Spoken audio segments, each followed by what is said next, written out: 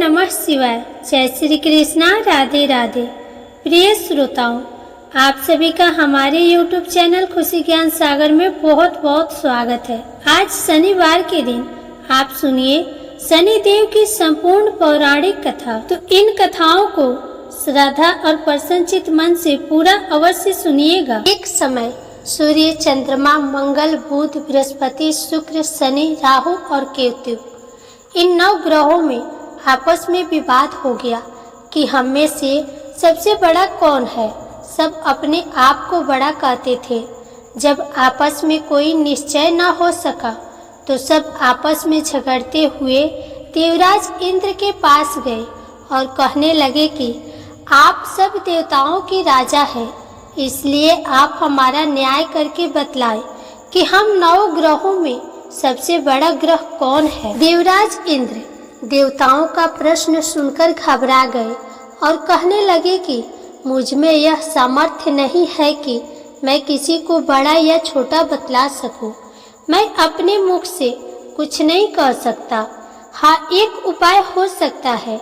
इस समय पृथ्वी पर राजा विक्रमादित्य दूसरों के दुखों का निवारण करने वाले हैं, इसलिए आप सब मिलकर उन्हीं के पास जाए, वही आपके विवाद का निवारण करेंगे। सभी ग्रह देवता देवलोक से चलकर भूलोक में जाकर राजा विक्रमादित्य की सभा में उपस्थित हुए और अपना प्रश्न राजा के सामने रखा। राजा विक्रमादित्य ग्रहों की बात सुनकर गहरी चिंता में पड़ गए कि मैं अपने मुख से किसको बड़ा और किसको छोटा बतलाऊंगा। जिसको छोटा बतलाऊंगा वही क्रोध करेगा। उनका झगड़ा निपटाने के लिए उन्हें एक और उपाय सोचा और सोना, चांदी, कांसा, पीतल, सीसा, रंगा, जस्ता, अभ्रक और लोहा 9 धातुओं के 9 आसन बनवाए। सब आसनों को क्रम से जैसे सोना सबसे पहले और लोहा सबसे पीछे बिछाया गया। इसके पश्चात राजा ने सब ग्रहों से कहा कि आप सब अपना अपना आसन ग्रहण करें। जिसका आसन सबसे आगे वह सबसे बड़ा और जिसका आसन सबसे पीछे वह सबसे छोटा जानिए। क्योंकि लोहा सबसे पीछे था और वह शनिदेव का आसन था, इसलिए शनिदेव ने समझ लिया कि राजा ने मुझको सबसे छोटा बना दिया है। इस निर्णय पर शनिदेव को बहुत क्रोध आया। उन्होंने कहा कि राजा, तू मेरे पराक्रम को नहीं जानता। सूर्य एक राशि पर 1 महीना, चंद्रमा 2.25 महीना 2 दिन, मंगल 1.5 महीना, बृहस्पति 13 महीने, बुध और शुक्र 1 महीने विचरण करते हैं। परंतु मैं एक राशि पर 2.5 वर्ष से लेकर 7.5 वर्ष तक रहता हूँ। बड़े बड़े देवताओं को भी मैंने भीषण दुख दिया है। राजन सुनो, श्री रामचंद्र जी को 7.5 आई और उन्हें वनवास हो गया। रावण पर आई तो राम ने वानरों की सेना लेकर लंका पर चढ़ाई कर दी और रावण के कुल का नाश कर दिया। हे राजन, अब तुम सावधान रहना। राजा विक्रमादित्य ने कहा, जो कुछ भाग्य में होगा देखा जाएगा। इसके बाद अन्य ग्रह तो प्रसन्नता के साथ अपने अपने स्थान पर चले गए, परंतु शनिदेव क्रोध के साथ वहां से सिधारे। कुछ काल व्यतीत होने पर जब राजा विक्रमादित्य को 7.5 की दशा आई तो शनिदेव घोड़ों का सौदागर बनकर अनेक सुंदर घोड़ों के सहित राजा विक्रमादित्य की राजधानी में आए। जब राजा ने घोड़ों के सौदागर के आने की खबर सुनी तो अपने अश्वपाल को अच्छे अच्छे घोड़े खरीदने की आज्ञा दी। अश्वपाल ऐसी अच्छी नस्ल के घोड़े देखकर और उनका मूल्य सुनकर चकित हो गया और तुरंत ही राजा को खबर दी। राजा विक्रमादित्य उन घोड़ों को देखकर और एक अच्छा सा घोड़ा चुनकर सवारी के लिए उस पर चढ़े। राजा के पीठ पर चढ़ते ही घोड़ा तेजी से भागा। घोड़ा बहुत दूर एक घने जंगल में जाकर राजा को छोड़कर अंतर्ध्यान हो गया। इसके बाद राजा विक्रमादित्य अकेला जंगल में भटकता फिरता रहा। भूख प्यास से दुखी राजा ने भटकते भटकते एक ग्वाले को देखा। ग्वाले ने राजा को प्यास से व्याकुल देखकर पानी पिलाया। राजा की अंगुली में एक अंगूठी थी। वह अंगूठी उसने निकालकर प्रसन्नता के साथ ग्वाले को दे दी और स्वयं शहर की ओर चल दिया। राजा शहर में पहुंचकर एक सेठ की दुकान पर जाकर बैठ गया और अपने आप को उज्जैन का रहने वाला तथा अपना नाम वीका बतलाया। सेठ ने उसको एक कुलीन मनुष्य समझकर जल आदि पिलाया। भाग्यवश उस दिन सेठ की दुकान पर बहुत अधिक बिक्री हुई। तब सेठ उसको भाग्यवान पुरुष समझकर भोजन कराने के लिए अपने साथ अपने घर ले गया। भोजन करते समय राजा विक्रमादित्य ने एक आश्चर्यजनक घटना देखी। जिस खूंटी पर हार लटक रहा था वह खूंटी उसी हार को निगल रही थी। भोजन के पश्चात जब सेठ कमरे में आया तो उसे कमरे में हार नहीं मिला। उसने यही निश्चय किया कि सिवाय वीका के और कोई इस कमरे में नहीं आया, अतः अवश्य ही उसी ने हार चोरी किया है। परंतु वीका ने हार लेने से इनकार कर दिया। इस पर 5-7 आदमी उसको पकड़कर नगर फौजदार के पास ले गए। फौजदार ने उसको राजा के सामने उपस्थित कर दिया और कहा कि यह आदमी भला प्रतीत होता है, चोर मालूम नहीं होता, परंतु सेठ का कहना है कि इसके सिवाय और कोई घर में नहीं आया था, इसलिए अवश्य ही इसी ने चोरी की है। राजा ने आज्ञा दी कि इसके हाथ पैर कटवाकर चौरंगिया किया जाए। राजा की आज्ञा का तुरंत पालन किया गया और वीका के हाथ पैर काट दिए गए। कुछ काल व्यतीत होने पर एक तेली उसको अपने घर ले गया और उसको कोल्हू पर बिठा दिया। वीका उस पर बैठा हुआ अपनी जबान से बैल हाँकता रहा। इस काल में राजा की शनि की दशा समाप्त हो गई। वर्षा ऋतु के समय वह मल्हार राग गाने लगा। यह राग सुनकर उस शहर की राजा की कन्या मन भवानी उस राग पर मोहित हो गई। राजकन्या ने राग गाने वाले की खबर लाने के लिए अपनी दासी को भेजा। दासी सारे शहर में घूमती रही। जब वह तेली के घर के निकट से निकली तब क्या देखती है कि तेली के घर में चौरंगिया राग गा रहा है। दासी ने लौटकर राजकुमारी को सब वृतांत सुना दिया।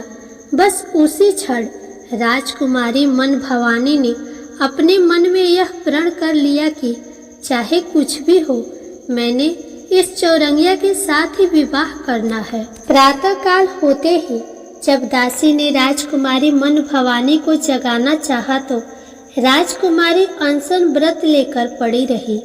दासी ने रानी के पास जाकर राजकुमारी के न उठने का वृतांत कहा। रानी ने वहां आकर राजकुमारी को जगाया और उसके दुख का कारण पूछा। राजकुमारी ने कहा कि माताजी, मैंने यह प्रण कर लिया है कि तेली के घर में जो चौरंगिया है मैं उसी के साथ विवाह करूंगी। माता ने कहा, पगली, तू यह क्या कह रही है? तुझे किसी देश के राजा के साथ परिणाया जाएगा। कन्या कहने लगी कि माताजी, मैं अपना प्रण कभी नहीं तोड़ूंगी। माता ने चिंतित होकर यह बात महाराज को बताई। महाराज ने भी आकर उसे समझाया कि मैं अभी देश देशांतर में अपने दूत भेजकर सुयोग्य रूपवान एवं बड़े बड़े गुणी राजकुमार के साथ तुम्हारा विवाह करूंगा। ऐसी बात तुम्हें कभी नहीं विचारनी चाहिए। परंतु राजकुमारी ने कहा, पिताजी, मैं अपने प्रण त्याग दूंगी, परंतु किसी दूसरे से विवाह नहीं करूंगी। यह सुनकर राजा ने क्रोध से कहा, यदि तेरे भाग्य में ऐसा ही लिखा है तो जैसी तेरी इच्छा हो वैसा ही कर। राजा ने तेली को बुलाकर कहा कि तेरे घर में जो चौरंगिया है उसके साथ मैं अपनी कन्या का विवाह करना चाहता हूँ। तेली ने कहा, महाराज, यह कैसे हो सकता है? कहाँ आप हमारे राजा और कहाँ मैं एक नीच तेली। राजा ने कहा कि भाग्य के लिखे को कोई टाल नहीं सकता। अपने घर जाकर विवाह की तैयारी करो। राजा ने सारी तैयारी कर तोरण और वंदरवार लगवाकर राजकुमारी का विवाह चौरंगिया के साथ कर दिया। रात्रि को जब विक्रमादित्य और राजकुमारी महल में सोए तो आधी रात के समय शनिदेव ने विक्रमादित्य को स्वप्न दिया और कहा कि राजा, कहो, मुझको छोटा बतलाकर तुमने कितना दुख उठाया। राजा ने शनिदेव से क्षमा मांगी। शनिदेव महाराज ने राजा को क्षमा कर दिया और प्रसन्न होकर विक्रमादित्य को हाथ पैर दिए। तब राजा विक्रमादित्य ने शनिदेव से प्रार्थना की, महाराज, मेरी प्रार्थना स्वीकार करें। जैसा दुख आपने मुझे दिया है ऐसा और किसी को न दे। शनिदेव ने कहा, तुम्हारी यह प्रार्थना स्वीकार है। जो मनुष्य मेरी कथा सुनेगा या कहेगा उसको मेरी दशा में कभी किसी प्रकार का दुख नहीं होगा, और जो नित्य ही मेरा ध्यान करेगा या चींटियों को आटा डालेगा उसके सब मनोरथ पूर्ण होंगे। इतना कहकर शनिदेव अपने धाम को चले गए। जब राजकुमारी मन भवानी की आंखें खुली और उसने चौरंगिया को हाथ पांव सहित देखा तो आश्चर्यचकित हो गई। उसको देखकर राजा विक्रमादित्य ने अपना समस्त हाल कहा कि मैं उज्जैन का राजा विक्रमादित्य हूँ। यह घटना सुनकर राजकुमारी अत्यंत प्रसन्न हुई। प्रातःकाल राजकुमारी से उसकी सखियों ने पिछली रात की हाल चाल पूछा तो उसने अपने पति का समस्त वृतांत कह सुनाया। तब सबने प्रसन्नता प्रकट की और कहा कि ईश्वर ने आपकी मनोकामना पूर्ण कर दी। जब उस सेठ ने यह घटना सुनी तो वह राजा विक्रमादित्य के पास आया और उनके पैरों पर गिरकर क्षमा मांगने लगा कि आप पर मैंने चोरी का झूठा दोष लगाया, आप मुझे जो चाहे दंड दे। राजा ने कहा, मुझ पर शनिदेव का कोप था, इसी कारण यह सब दुख मुझको प्राप्त हुआ। इसमें तुम्हारा कोई दोष नहीं। तुम अपने घर जाकर अपना कार्य करो, तुम्हारा कोई अपराध नहीं। सेठ बोला, महाराज, मुझे तभी शांति मिलेगी जब आप मेरे घर चलकर प्रीतिपूर्वक भोजन करेंगे। राजा ने कहा, जैसी आपकी इच्छा हो वैसा ही करे। सेठ ने अपने घर जाकर अनेक प्रकार के सुंदर व्यंजन बनवाए और राजा विक्रमादित्य को प्रीति भोज दिया। जिस समय राजा भोजन कर रहे थे एक अत्यंत आश्चर्यजनक घटना सबको दिखाई दी। जो खूंटी पहले हार निगल गई थी अब वह हार उगल रही थी। जब भोजन समाप्त हो गया तो सेठ ने हाथ जोड़कर बहुत सी मोहरे राजा को भेंट की और कहा, मेरी श्री कौरी नामक एक कन्या है, उसका आप पाणी ग्रहण करें। राजा विक्रमादित्य ने उसकी प्रार्थना स्वीकार कर ली। तब सेठ ने अपनी कन्या का विवाह राजा के साथ कर दिया और बहुत सा दान दहेज आदि दिया। कुछ दिन तक उस राज्य में निवास करने के पश्चात राजा विक्रमादित्य ने अपने ससुर राजा से कहा कि अब मेरी उज्जैन जाने की इच्छा है। कुछ दिन बाद विदा लेकर राजकुमारी मन भवानी, सेठ की कन्या श्री कौरी तथा दोनों जगह दहेज में प्राप्त अनेक दास दासी, रथ और पालकियों सहित राजा विक्रमादित्य उज्जैन की तरफ चले। जब वे शहर के निकट पहुँचे और पूर्ववासियों ने राजा के आने का संवाद सुना तो उज्जैन की समस्त प्रजा अगवाने के लिए आई। प्रसन्नता से राजा अपने महल में पधारे। सारे नगर में भारी उत्सव मनाया गया और रात्रि को दीपमाला की गई। दूसरे दिन राजा ने अपने पूरे राज्य में यह घोषणा करवाई कि शनि देवता सब ग्रहों में सर्वोपरि है। मैंने उनको छोटा बतलाया, इसी से मुझको यह दुख प्राप्त हुआ। इस प्रकार सारे राज्य में सदा शनिदेव की पूजा और कथा होने लगी। राजा और प्रजा अनेक प्रकार के सुख भोगती रही। जो कोई शनिदेव की इस कथा को पढ़ता है या सुनता है, शनिदेव की कृपा से उसके सब दुख दूर हो जाते हैं। व्रत के दिन शनिदेव की कथा को अवश्य पढ़ना चाहिए। जय शनिदेव महाराज। अब आइए सुने शनिदेव महाराज की दूसरी पौराणिक कथा। एक ब्राह्मण को सपने में नीली घोड़ी पर नीले कपड़े पहने एक आदमी दिखाई देता और कहता है, हे ब्राह्मण देवता, मैं तेरे लगूंगा। ब्राह्मण घबराकर उठ गया। अगले दिन यही सपना उसे फिर से आता है। ये सपना उसे रोज आने लगा। वह परेशान हो गया और चिंता के मारे दुबला होने लगा। उसकी पत्नी ने कारण पूछा तो उसने सपने के बारे में बताया। ब्राह्मणी बोली, वे अवश्य ही शनि महाराज होंगे। अब की बार दिखे तो कहना, लग जाओ, पर सवा पहर से ज्यादा मत लगना। उस दिन सपना आने पर ब्राह्मण ने कहा, लग जाओ, पर कितने समय के लिए लगोगे? तब शनि जी बोले, 7.5 वर्ष का लगूंगा। ब्राह्मण ने कहा, क्षमा करे शनि जी, इतना भारी तो मुझसे झेला नहीं जाएगा। तब शनि जी बोले, तो 5 वर्ष का लग जाऊंगा। ब्राह्मण बोला, ये भी मेरे लिए ज्यादा है। शनि जी बोले, 2.5 साल का लग जाऊंगा। ब्राह्मण ने मना किया तो शनि जी कहने लगे, सवा पहर का तो लगूंगा ही, इतना तो कोढ़ी कलंकी भिखारी के भी लग जाता हूँ। तब ब्राह्मण ने कहा, ठीक है। ब्राह्मण को सवा पहर की शनि की दशा लग गई। ब्राह्मण ने नींद से जागकर ब्राह्मणी से कहा, मेरे सवा पहर शनि की दशा लग गई है, इसीलिए मैं जंगल में जाकर यह समय बिताऊंगा। मेरे लिए खाने पीने का सामान बांध दो। मेरे पीछे से किसी से लड़ाई झगड़ा ना हो, इसका ध्यान रखना। ज्यादातर घर में ही रहना, बच्चों का भी ध्यान रखना। इस सवा पहर के समय में कोई गाली भी दे तो चुपचाप सुन लेना, बहस मत करना। ये सब समझाकर ब्राह्मण जंगल में चला गया। जंगल में ब्राह्मण एक पीपल के पेड़ के नीचे बैठ गया और हनुमान जी का पाठ करने लगा। एक पहर बीत गया। ब्राह्मण ने सोचा, बाकी बचा समय रास्ते में बीत जाएगा, इसीलिए वहां से चल दिया। रास्ते में एक बाड़े में मदिरे लगे देखे। मालिन से एक मदिरा खरीदा, पोटली में बांधा और आगे बढ़ा। आगे एक आदमी मिला जो असल में शनि देव जी थे। ब्राह्मण से पूछा, पोटली में क्या है? उसने कहा, मदिरा है। शनि देव बोले, दिखाओ। ब्राह्मण ने पोटली खोली। उसमें राजकुमार का कटा हुआ खून से लथपथ सिर देखा।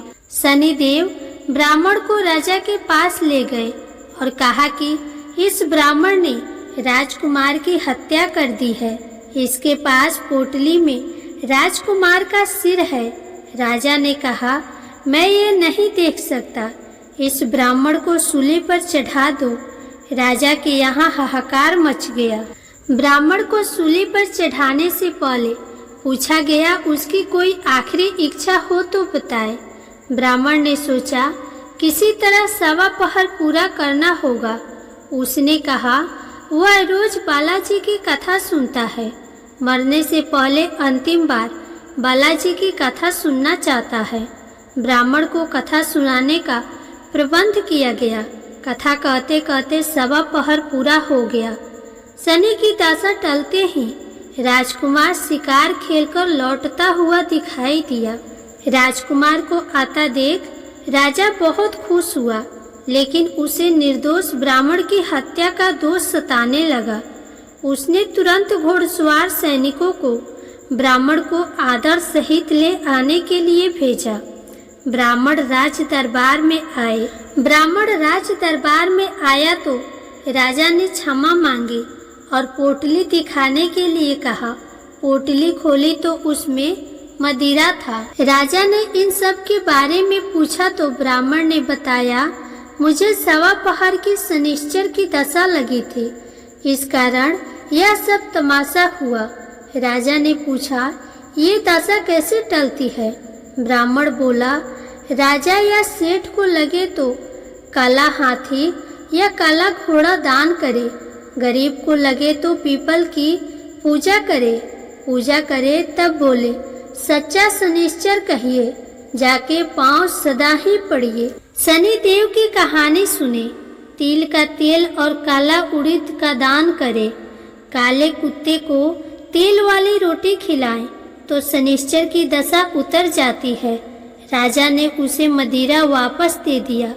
घर आकर ब्राह्मण ने मदिरा काटा तो उसमें बीज की जगह हीरे मोती निकले। ब्राह्मणी ने पूछा, ये कहाँ से लाए? आप तो कह रहे थे शनि की दशा लगी है। ब्राह्मण ने कहा, जब दशा लगी थी यही मदिरा राजकुमार का सिर बन गया था। उतरती दशा की शनि जी निहाल कर गए। हे शनि देवता, जैसी ब्राह्मण के शनि की दशा लगी वैसे किसी को न लगे। प्रेम से बोले शनि देव महाराज की जय।